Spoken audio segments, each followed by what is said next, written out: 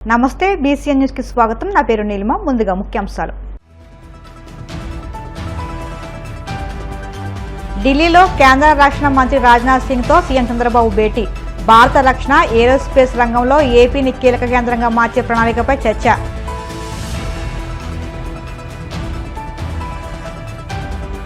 AP అభివృద్ధిని అడ్డుకోవడానికి అమరావతిపై విషం చిమ్ముతున్నారు. మాజీ సీఎం వైఎస్ జగన్ పై మంత్రి పయ్యావుల ఫైర్.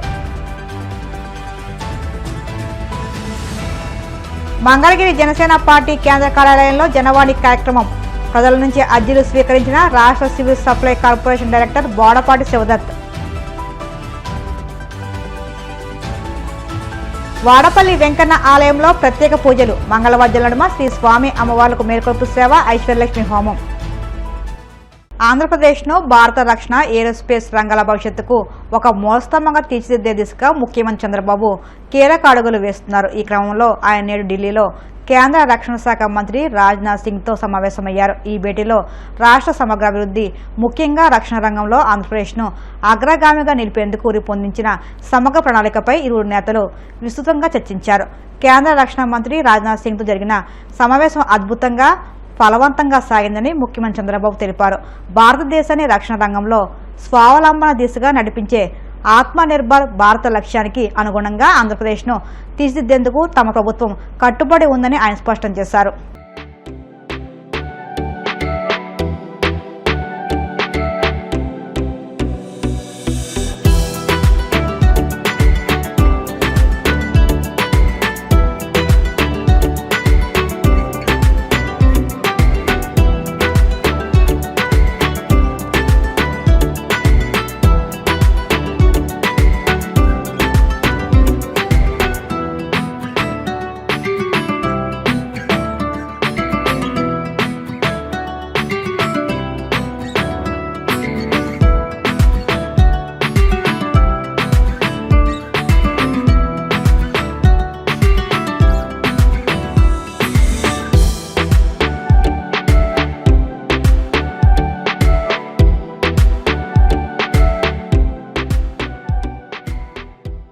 మాజీ సీఎం వైసీపీ అధినేత జగన్మోహన్ రెడ్డి అమరావతిపై విషం చిమ్ముతున్నారని మంత్రి పయ్యావుల కేశవ్ తీవ్ర ఆగ్రహం వ్యక్తం చేశారు. ఏపీ అభివృద్ధిని అడ్డుకోవడానికి ఆయన ప్రయత్నం చేస్తున్నారని విమర్శించారు.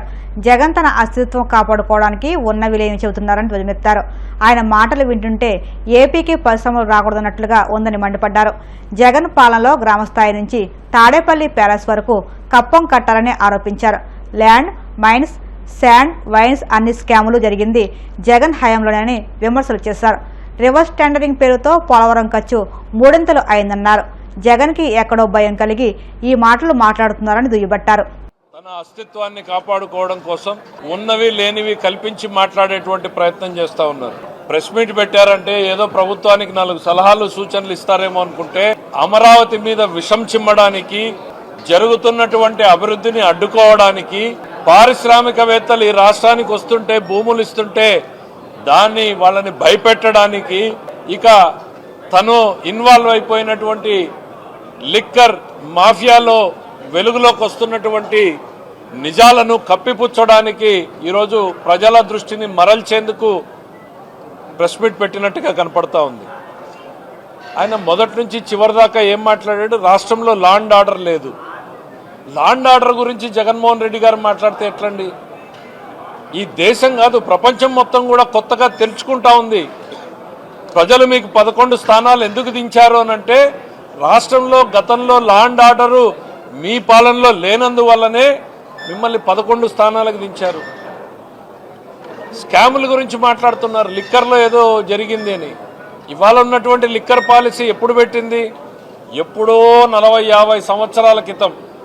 ఇంకా ముందుకు పోతే ఇంకా ఒక 60-70 సంవత్సరాల నుంచి వస్తున్నటువంటి పాలసీ. ఓపెన్ ఆక్షన్ టెండర్ పెట్టి ఎవరైనా పాడుకోండి అనేటువంటిది.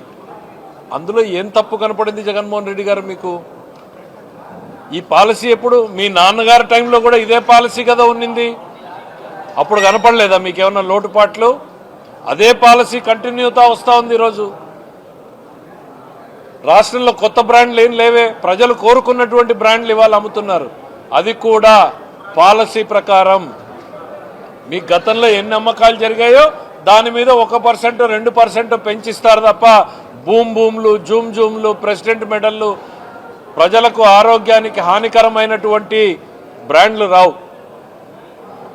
ఇక ఇసుకలో స్కామ్ జరిగిందని ఏదో పెద్ద ఫోటో చూపిస్తున్నారు. ఈ రాష్ట్ర ప్రజానీకానికి ఈ ఉచితంగా ఇసుకను తోలుకోమని చెప్పినటువంటిది మా ప్రభుత్వం. మీకు గ్రామ స్థాయి నాయకుడు, మండల స్థాయి నాయకుడు, జిల్లా నాయకుడి దగ్గర నుంచి మొదలుకొని తాడేపల్లి వరకు కప్పం కట్టి ఇసుకను తోలుకోవాల్సినటువంటి పరిస్థితి మీ ప్రభుత్వంలో ఉంది. స్కాము ఎవరి పాలనలో జరిగింది జగన్మోహన్ రెడ్డి గారు? లిక్కర్లో మీ పాలనలోనే జరిగింది, శాండ్లో మీ పాలనలోనే జరిగింది. ఇవాళ ఎందుకు క్వాడ్జీ సిలికా అంటున్నారు? క్వాడ్జీ సిలికా ఏమైంది ఈరోజు? మీరు కాదా యథేచ్ఛగా దోపిడీ చేసింది? ఎక్కడైనా అక్రమ పర్మిట్లు జరుగుతూ ఉన్నాయా? మా దగ్గర పర్మిట్ ప్రకారమే మైనింగ్ చేసుకునే విధంగా ప్రవేశపెట్టాం. ఈరోజు మీరేం చేశారు? ఈ దేన్ని వదిలారు మీరు? వైన్, మైన్, ల్యాండ్, శాండ్, ఈ 4 స్కామ్లు మీ ప్రభుత్వంలో నుంచి వచ్చినవే కదా. లిక్కర్ స్కామ్లో వెలుగులోకి వస్తూ ఉంటే అప్పుడేమో గాలి జనార్దన్ రెడ్డి ఎవరో నాకేం సంబంధం, నాకేంటి తెలుసు అన్నారు. ఇప్పుడు రాజ్ కసరెడ్డిని నాకేం సంబంధం అంటారు రేపు. జనసేన పార్టీ ఎమ్మెల్యేలు జనవాణి కార్యక్రమంలో పాల్గొని రాష్ట్రంలోని పలు ప్రాంతాల నుండి వచ్చిన ప్రజల సమస్యలకు సంబంధించి అర్జీలు స్వీకరిస్తున్నారు. అనంతరం వాటిని అధినేత దృష్టికి తీసుకువెళ్లి పరిష్కరిస్తామని హామీ ఇస్తున్నారు. ఈ నేపథ్యంలో మంగళగిరి జనసేన పార్టీ కేంద్ర కార్యాలయంలో నిర్వహించిన జనవాణి కార్యక్రమంలో పలు ప్రాంతాల నుండి వచ్చిన ప్రజల నుంచి రాష్ట్ర civil supplies corporation director Bodapati Shivdatt అర్జీలు స్వీకరించారు. పలు సమస్యలపై తక్షణం సంబంధిత అధికారులతో మాట్లాడి పరిష్కార మార్గాలు చూపారు.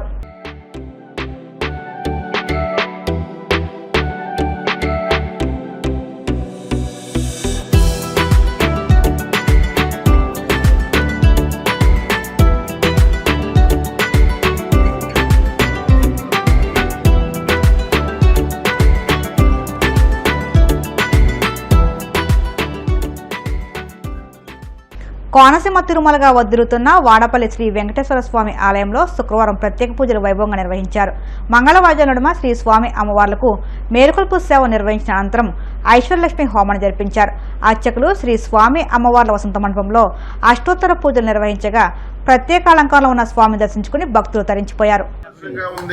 ఎప్పటి నుంచో వాడపల్లిలో వెలిసినటువంటి శ్రీ శ్రీ వెంకటేశ్వర స్వామిని దర్శించుకోవాలని చాలా సార్లు అనుకున్నా. ఈ రోజు వెంకటేశ్వర స్వామి ఆశీర్వాదంతో ఈ రోజు దర్శించుకునే అవకాశం కలిసింది. వాడపల్లి శ్రీ వెంకటేశ్వర స్వామి 18వ శతాబ్దంలో వెలిసినటువంటి స్వామివారు. కానీ ఈ మధ్యకాలంలో ఈ స్వామికి చాలా ప్రసిద్ధి, పేరు ప్రఖ్యాతులు వచ్చాయి. ఈ మధ్యకాలంలో క్యాబినెట్లో కూడా ఈ ఆలయం గురించి, ఈ ఆలయ అభివృద్ధి గురించి ముఖ్యమంత్రి గారి ఆధ్వర్యంలో చర్చకు వచ్చిందంటే ఈ ఆలయానికి ఎంత ప్రాచుర్యత ఉందో మనందరం కూడా తెలుసుకోవాలి. ఈరోజు రాష్ట్ర ప్రభుత్వం కూడా దీని మీద ప్రత్యేకమైనటువంటి దృష్టి పెట్టింది. ఇంతవరకు ఒక 5-6 దేవాలయాలు, ప్రసిద్ధ దేవాలయాలు ఉన్నాయి. అటు సింహాచలం సింహాద్రి అప్పన్న కానీ, ఇటు అన్నవరం సత్యనారాయణ స్వామి కానీ, బెజవాడలో వెలిసినటువంటి శ్రీ కనకదుర్గ అమ్మవారు కానీ, తిరుమలలో వెలిసినటువంటి శ్రీ వెంకటేశ్వర స్వామి కానీ, అటు కాణిపాకం శ్రీ గణపతి కానీ, ఇటువంటి 5-6 దేవాలయాలు, శ్రీశైలం మల్లికార్జున స్వామి కానీ 6-7 దేవాలయాలు, ప్రసిద్ధ దేవాలయాలు ఉన్నాయి.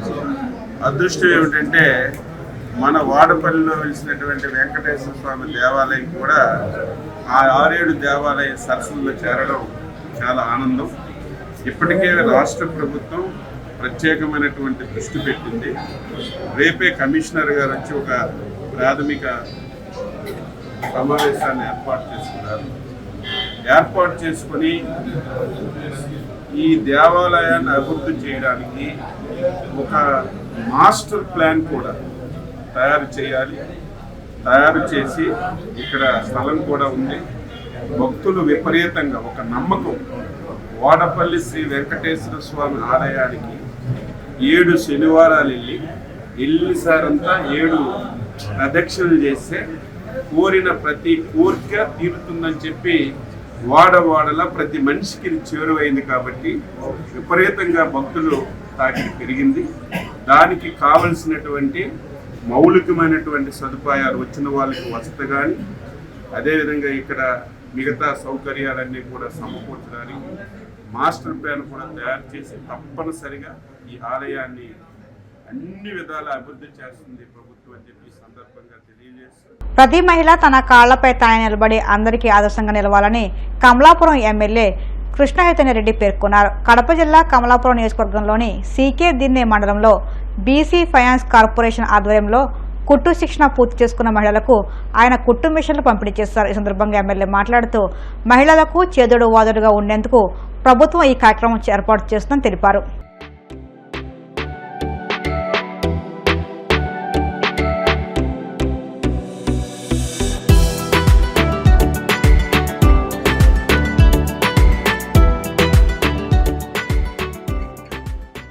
ఇది ఒక మంచి అవకాశం.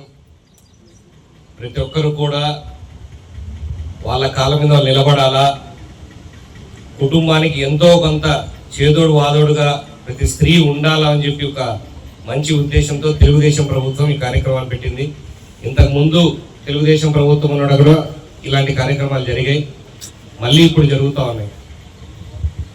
దీని ముఖ్య ఉద్దేశం గౌరవ ముఖ్యమంత్రులు చంద్రబాబు నాయుడు గారు ఎప్పుడు చెప్పడం ఏంటంటే, ఇంట్లో మేముండి ఏమి చేయలేకపోతున్నామే అని బాధపడుతున్న సమయాల్లో, ఇప్పుడు కాదు 25 ఏళ్ల కింద డ్వాక్రా సంఘాలు మీరు ఇంట్లో కూర్చొని మీరు ఇంటి పనులు చేసుకుంటూ మీ కుటుంబానికి మీరు సహాయపడేలా ఉండాలని చెప్పేసి స్వయం సహాయక బృందాలు ఏర్పరిచి అప్పుడు ఈ ఒక డ్వాక్రా అనే ఒక కార్యక్రమాన్ని తీసుకొచ్చి దేశంలో మొట్టమొదటిసారి చంద్రబాబు నాయుడు గారు. ఎందుకనంటే ఏ రోజైనా కూడా అంటే మీరు ఒక ఇంట్లో కొద్దిమందికి మగవాళ్ళ మీద డిపెండెన్స్ లేకపోయినా, వాళ్ళు పనులకు పోయి పనులు దొరకకపోయినా కూడా ఎక్కడా కూడా మీరు వెనకపడకూడదు. ఒకవేళ అన్నీ బాగుండి కలిసి వస్తే మీరు ఇంకా కుటుంబానికి మీ డబ్బు కూడా మీ ఆదాయం కూడా పనికొస్తుంది అని చెప్పి ఆ విధంగా ఆలోచించిన మొట్టమొదటి వ్యక్తి దేశంలో చంద్రబాబు నాయుడు. అదేవిధంగా ఈరోజు కూడా ప్రతి ఇంటికి ఒక వ్యాపారవేత్త ఉండాలి. వ్యాపారవేత్త అంటే ఏదో కోట్లు సంపాదించేవాడు వ్యాపారం కాదు, చిన్న చిన్న వ్యాపారం. నువ్వు ఏదో మీరు కుట్టు మిషనే అనుకుందాం, రెండు చిన్న గౌన్లు కొట్టి అమ్ముకున్నా కూడా వ్యాపారవేత్త. ప్రతి ఇంట్లో ఒక వ్యాపారవేత్త ఉండాలి. ఒకరు పనికి పోయినా ఒకరు వ్యాపారం చేసి సంపాదించే మార్గంలో ఉండాలా అని చెప్పేసి ఆ ఒక్క గొప్ప ఆలోచన విధానం ప్రకారం ఈ కార్యక్రమాలు దాంట్లో భాగమే ఈ కుట్టు మిషన్ ట్రైనింగ్ ఇస్తున్నారు. ట్రైనింగ్ అయిపోయిన 90 రోజులు అయిన తర్వాత మీకు కుట్టు మిషన్ కూడా ఫ్రీగా ఇస్తారు. ఇప్పుడే ఆడ మా అక్క అడిగినట్లు మిషన్లు కొంచెం అడ్వాన్స్ ఉంటే బెటర్ అని అన్నారు. అవి కూడా ఖచ్చితంగా పైన వాళ్ళ దృష్టికి తీసుకెళ్ళి అది కూడా వాళ్ళు అడిగింది వాస్తవమే. ఎందుకంటే రాబోయే కాలంలో దానికి అనుగుణంగా ఉండేటట్టు మిషన్స్ ఉండాలి కాబట్టి అవి కూడా అడగడం జరుగుతుంది. ఇట్లా ఇంకా ఎన్నో కార్యక్రమాలు P4 విధానం అని తీసుకొస్తున్నారు ఇప్పుడు చంద్రబాబు నాయుడు గారు. అంటే పబ్లిక్ ప్రైవేట్ పీపుల్స్ పార్ట్నర్షిప్ అని. ఒక వ్యాపారవేత్త వస్తాడు, పెట్టుబడి పెడతారు, ప్రభుత్వం దాంట్లో కలిపి ఉంటుంది, పేదవాళ్ళను కూడా దాంట్లో కలుపుకుంటారు. పేదవాళ్ళని కూడా కలుపుకుంటే వాళ్ళ భాగస్వామి ఏంటంటే వాళ్ళు పనిచేసే భాగస్వామి. దీంట్లో ఏమన్నా పొరపాటు జరిగిన ఇబ్బంది లేకుండా మీరు కావాల్సిన మిషన్లు సరిగ్గా రాకపోయినా కూడా మా దృష్టికి తీసుకొస్తే తప్పకుండా మేము దాన్ని సరి చేస్తామని. ఇప్పుడు కాసేపు ప్రకటనలు.